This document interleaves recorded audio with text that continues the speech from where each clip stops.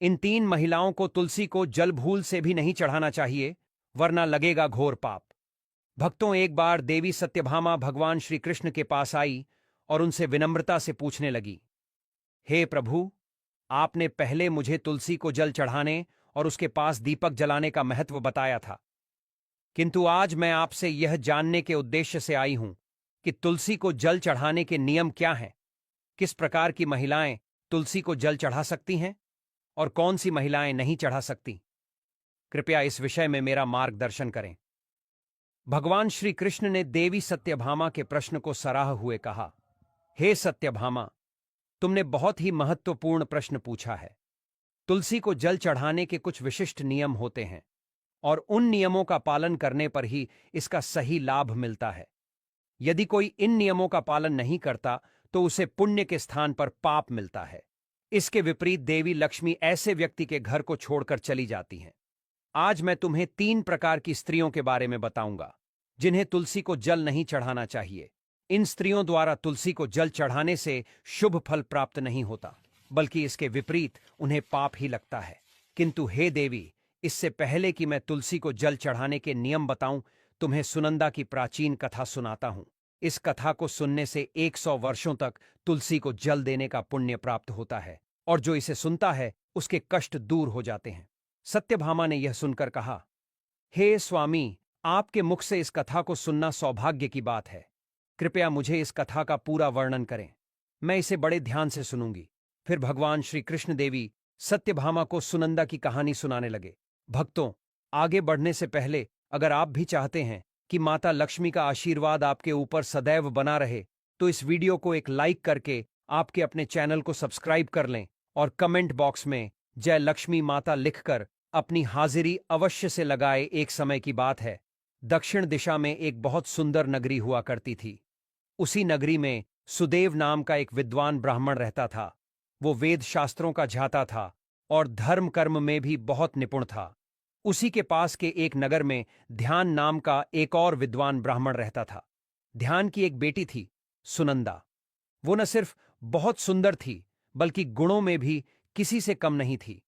ध्यान और उसकी पत्नी ने बड़ी ही स्नेह और देखभाल से सुनंदा को पाला था। उसे हर तरह की अच्छी शिक्षा दी गई थी। जब सुनंदा विवाह योग्य हो गई तो ध्यान ने एक दिन अपनी पत्नी से कहा, अब हमारी बेटी का विवाह कर देना चाहिए। इस पर उनकी पत्नी बोली, स्वामी, मुझे एक बहुत अच्छा वर याद आ रहा है। वो सुदेव है, बड़ा ही गुणवान और धर्मात्मा ब्राह्मण है।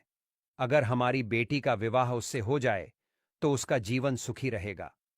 ध्यान ने भी सुदेव के बारे में बहुत कुछ अच्छा सुना था, इसीलिए उन्होंने पत्नी की बात मान ली और अगले ही दिन सुदेव के घर शादी का प्रस्ताव लेकर पहुंच गए। जब वो वहां पहुंचे तो देखा कि सुदेव अपने माता पिता की सेवा में तल्लीन है। ये देखकर ध्यान का मन प्रसन्न हो गया। सुदेव का घर भी बहुत पवित्र और सुसज्जित था। आंगन में हरी भरी तुलसी का पौधा लगा था और अंदर भगवान विष्णु की सुंदर प्रतिमा स्थापित थी।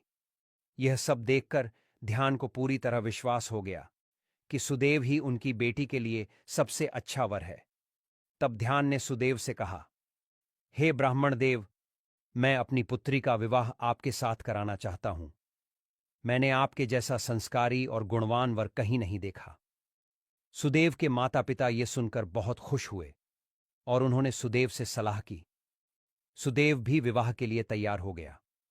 फिर शुभ मुहूर्त निकालकर एक पवित्र स्थान पर सुदेव और सुनंदा का विवाह धूमधाम से संपन्न हुआ।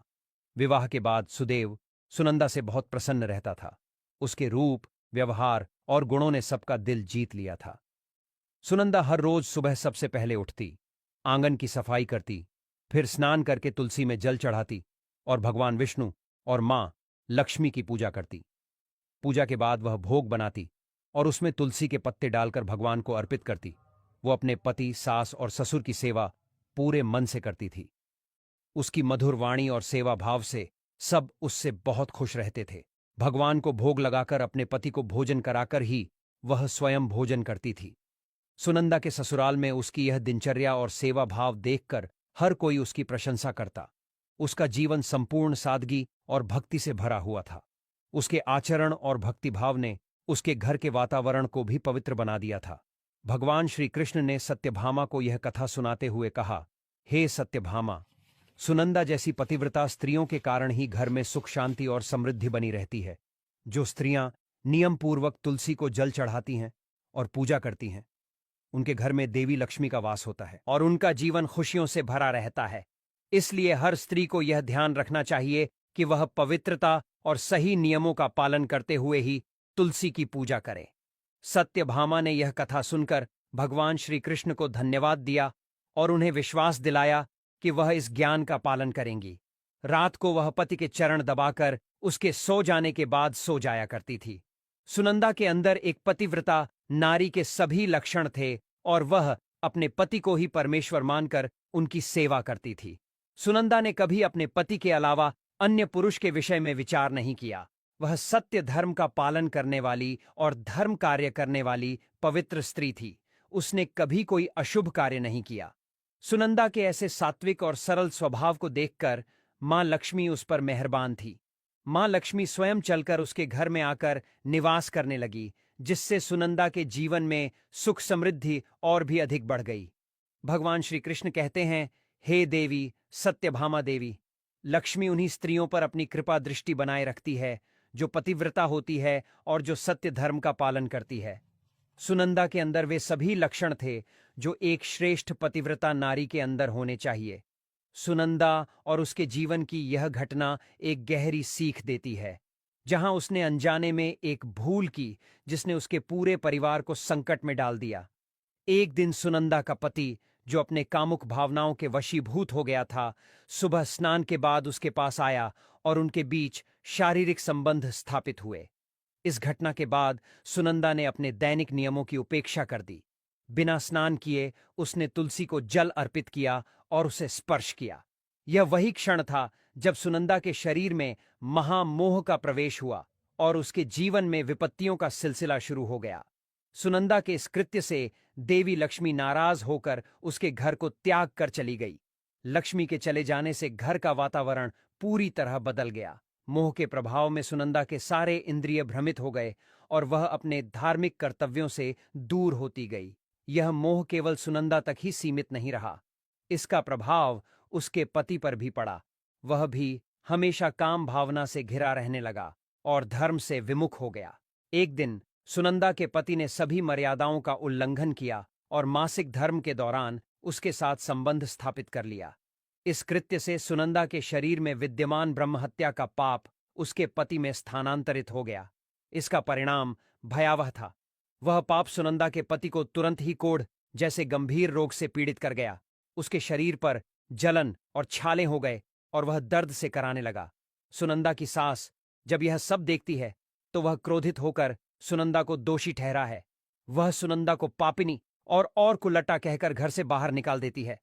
सुनंदा, जिसने पहले ही अपने पति की इस स्थिति पर पछतावा करना शुरू कर दिया था, अब अपने जीवन में पूरी तरह अकेली हो जाती है। घबराई और टूटी हुई सुनंदा घर से निकलकर एक वन में चली जाती है। चलते चलते वह एक आश्रम तक पहुंचती है। वहां उसे कोई नहीं मिलता और वह वहीं बैठकर अपने कृत्य पर विचार करने लगती है। कुछ समय बाद आश्रम के आर्षी वहां आते हैं और सुनंदा को देखते हैं। उसकी दशा देखकर आर्षी पूछते हैं, हे पुत्री, तुम कौन हो और इस वन में इस तरह दुखी क्यों बैठी हो? सुनंदा, जो अपने अपराध और उसके परिणाम से पहले ही व्यथित थी, आर्षी को पूरी बात बताती है। वह कहती है, हे मुनिवर, मैंने मासिक धर्म के दौरान अपने पति के साथ संबंध बनाया और यही कारण है कि मेरे पति इस भयंकर रोग से ग्रस्त हो गए। मेरे कृत्य ने न केवल मुझे बल्कि मेरे पूरे परिवार को दुख में डाल दिया है। आर्षी, जो करुणा और ज्ञान के प्रतीक थे, उसे सांत्वना देते हुए कहते हैं, पुत्री, तुम चिंता मत करो। जो हुआ उसे बदला नहीं जा सकता, लेकिन उसका प्रायश्चित अवश्य हो सकता है। भगवान विष्णु की भक्ति और निष्ठा से किए गए प्रयास हर पाप का निवारण कर सकते हैं। आर्षी ने सुनंदा को उपाय बताया, तुम इस आश्रम में रहकर नित्य भगवान विष्णु की पूजा करो, तुलसी को प्रतिदिन जल अर्पित करो और गौ माता की सेवा